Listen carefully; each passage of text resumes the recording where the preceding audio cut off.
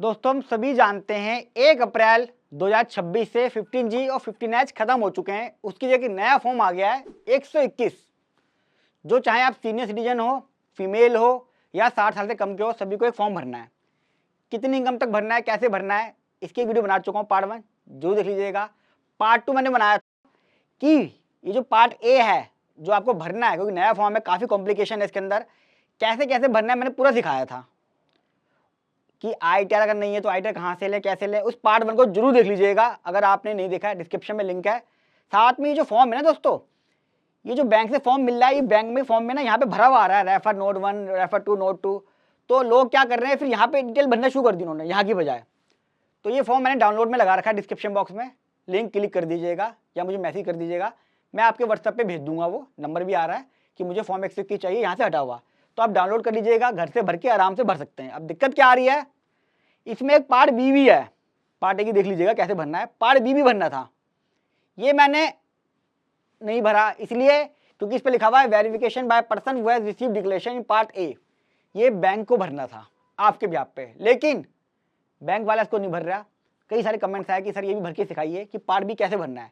तो आपके पास दोनों पार्ट होने वाले, पार्ट ए भी और पार्ट बी भी। चलिए पार्ट बी स्टार्ट करता हूँ। क्या भरना है, detail of the person responsible for paying income, यानी कि उसको भरना है, उसकी डिटेल भरनी है जहाँ पे आपने सबमिट करा है।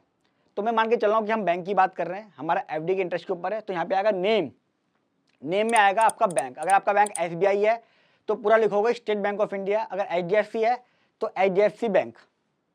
यहाँ पे आएगा एड्रेस, उसका एड्रेस आएगा, जैसे मान लो कृष्णनगर की ब्रांच है तो यहाँ लिख देना कृष्णनगर की ब्रांच। आपकी पासबुक पे लिखा होगा, आपकी जो FD उस पर भी लिखा होगा, आप बैंक के बाहर पढ़ लेना, उस पर लिखा होगा। यहाँ पे बैंक का एड्रेस आएगा। ये जो लिखा हुआ है tax deductions and collection account number, ये होता है टैन नंबर, ये आपको नहीं मिल सकता, ये बैंक वाला खुद भरेगा। आप इसे ब्लैंक छोड़ देना, कुछ मत लिखना, कभी नोट एप्लीकेबल लिख दो, कुछ लिख दो या पता नहीं, ऐसा लिखना नहीं कुछ भी, बैंक वाला भरेगा। ये बैंक का टैन नंबर है, छोड़ दीजिए। परमानेंट अकाउंट नंबर, यहाँ पैन नंबर है, यहाँ पैन नंबर भी बैंक वाले का आएगा, आपका नहीं आएगा। अपना पैन नंबर मत लिखना यहाँ पे, मैं फिर कह रहा हूँ आपसे, आप अपना पैन नंबर नहीं, बैंक वाले का पैन नंबर आएगा, आपको नहीं पता। ईमेल आईडी बैंक वाले की आएगी, आपको नहीं भरनी। Contact detail, country code bank वाला भरेगा अपना, आपको नहीं भरना। टैक्स ईयर, ये आप लिख सकते हो 2026-27, ये आप लिख सकते हो। अब आगे detail of the declarant and the declaration received. अब आप यहाँ पे आपकी डिटेल आने वाली है। नेम, आपका नाम आएगा, पूरा नाम लिखना है, शॉर्ट फॉर्म में नाम नहीं लिखना, जो बैंक में नाम लिखा है वही आएगा, पैन कार्ड वाला। परमानेंट अकाउंट नंबर, यहाँ पे आपका पैन नंबर आएगा जो आपने ऊपर भरा पहले, यहाँ दोबारा लिख देना, पैन नंबर बहुत सही तरीके से लिखना। यूनिक आइडेंटिफिकेशन नंबर, ये बड़ा इंपॉर्टेंट है दोस्तों। क्या है, हो सकता है आपने अभी एक फॉर्म 121 भर रहे हो, आप दूसरे बैंक में फॉर्म 121 भरोगे, यहाँ दोबारा बैंक में सेम बैंक में FD कराओगे तब भरोगे, तो बैंक वाला आपको एक यूनिक आइडेंटिफिकेशन नंबर इशू करेगा, जिससे आपके जितने भी फॉर्म 121 है सारे लिंक हो जाएंगे, ध्यान रखना। इसलिए आप सोचो मेरे 5 में बैंकों में FD है, 5 बैंक में इंटरेस्ट बचा लूंगा, छुपा लूंगा ना। अब आपकी सारी FD यूनिक आइडेंटिफिकेशन नंबर से लिंक होगी, ये बैंक वाला भरेगा, आपको नहीं भरना। डेट ऑफ बर्थ, आप अपनी डेट ऑफ बर्थ भर दीजिए जो पैन कार्ड पे लिखी हुई है। एड्रेस, पूरा एड्रेस लिखना है, फ्लैट नंबर सब जो आपका बैंक पे लिखा हुआ पासबुक में। ईमेल आईडी, अपनी ईमेल आईडी डिटेल वही है जो आपने ऊपर भरी है अभी पार्ट ए में, फिर भी सिखा रहा हूँ, अपनी ईमेल आईडी भर दीजिए। कंट्री कोड हमेशा आएगा 91, और आपका जो मोबाइल नंबर है जो लिंक है किससे, बैंक से, वो आएगा। Estimated income for which declaration is made, ये मैंने पार्ट ए में बताया था, दोबारा बता देता हूँ कि जो आपने फॉर्म भरा है कितनी एस्टिमेटेड इनकम है जिसके लिए आप ये फॉर्म भरा आपने।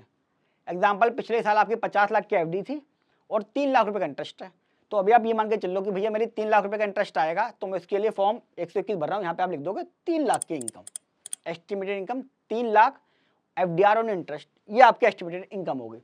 फिर यहाँ पूछ रहा है ये estimated total income of the tax year of the declarant, आपकी एस्टिमेटेड टोटल इनकम कितनी है। आप लोगों को, बहुत कम लोगों को पता है कि 15.5 लाख रुपए तक पे भी ये फॉर्म 121 भर सकते हैं।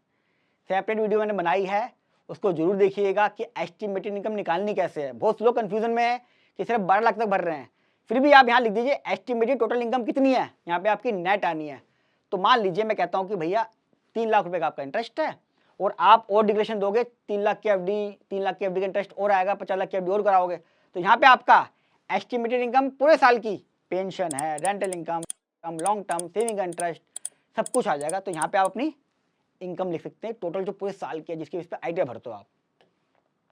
पार्ट ए में बहुत डिटेल में समझाया मैंने, क्योंकि पार्ट ए की ही कॉपी है। अगर आपने पार्ट ए देख लिया तो आपको लिखने में आसानी रहेगी। 17वां, aggregate amount of income for which declaration is made. अभी शुरुआत है अप्रैल में, तो आप 3 लाख की लिखेंगे कि आपने 3 लाख के लिए फॉर्म भरा है। पिछले साल की एफडी थी 50 लाख की, उस पर 3 लाख का इंटरेस्ट है, तो यहाँ पे भी 3 लाख ही आएगा। लेकिन ये काम तब आएगा आपका पॉइंट जब आप 6 महीने बाद दोबारा आपका कर रहे हो सकता है आपने 6 महीने बाद दोबारा 50 लाख की एफडी कराई, 3 लाख का इंटरेस्ट और आएगा। तो फिर यहाँ पे आप क्या लिखोगे, 3 लाख का इंटरेस्ट पहले था, 3 लाख का दोबारा कर रहा हो, तो एस्टिमेटेड इनकम मेरी 6 लाख की हो गई। यानी कि फॉर्म 121 कितनी इनकम के लिए बाबा भर रहे हो ये पूछ रहा है। हर बार जो भर रहे हो उसमें कितनी इनकम है वो पूछ रहा है ये। तो यहाँ पे 3 कॉलम हो गए, ये दोबारा समझा देता हूँ। यहाँ पे तो आपका आ रहा है जब आप फॉर्म 121 पहली बार भर रहे हो वो कितनी इनकम है। यहाँ पे आ रहा है पूरे साल में कितनी इनकम है, 12 लाख या 12 लाख से कम ही लिखोगे यहाँ पे, उससे ऊपर नहीं लिख सकते, नेट इनकम आएगी। फिर यहाँ पूछ रहा है कि कितने इनकम के लिए फॉर्म 121 भर चुके हो, तो अगर फर्स्ट टाइम है तो 3 लाख ही रहेगा, ऊपर जो लिखा है यहाँ पे 3 लाख ही रहेगा। लेकिन दोबारा भर रहे हो तो दोबारा जो इनकम होगी एफडी पे वो यहाँ आएगी। Date on which declaration receive, आज जा रहे तो आज की डेट, कल की डेट, परसों की जो डेट है वो यहाँ पे डेट भरनी है आपको। वैसे तो बैंक वाले का है ही पार्ट, पर बैंक वाले नहीं भर रहे हैं। फिर यहाँ पे आएगा I am name of authorised person, ये आपको भरने की जरूरत नहीं है, ये बैंक वाला भरेगा, आपको कोई जरूरत नहीं है। ये लिखा ना नेम ऑफ ऑथराइज्ड पर्सन, ये बैंक वाला भरेगा। फिर कह रहा हूँ फॉर्म डाउनलोड कर सकते हो आप, मेरे डिस्क्रिप्शन बॉक्स में है, जहाँ पे आप आसानी से घर बैठे बैठे भर सकते हो वीडियो की हेल्प से। दोस्तों वीडियो कैसी लगी कमेंट बॉक्स में जरूर बताइएगा। अच्छी लगी तो लाइक कीजिएगा, फर्स्ट टाइम आ रहे हैं सब्सक्राइब कर लें, क्योंकि यहाँ पर मैं फॉर्म 121 से जुड़े हुए बहुत सारे सवालों के जवाब लाइव आके भी दूंगा। और पार्ट ए पार्ट बी दोनों बन चुके हैं। एस्टिमेटेड इनकम कैसे निकालनी है वो भी बता चुका हूँ। 15.5 लाख रुपए तक की इनकम पे भी ये भर सकते हैं, उसकी वीडियो बना चुका हूँ। तो जितना ज़्यादा हो सके वीडियो को अपने ग्रुप में, सीनियर सिटीजन में, सब में शेयर करें, ताकि ज़्यादा से ज़्यादा लोग मेरी वीडियो का, प्रैक्टिकल वीडियो का फ़ायदा ले सकें। मिलूंगा अगली वीडियो में, तब तक नमस्कार।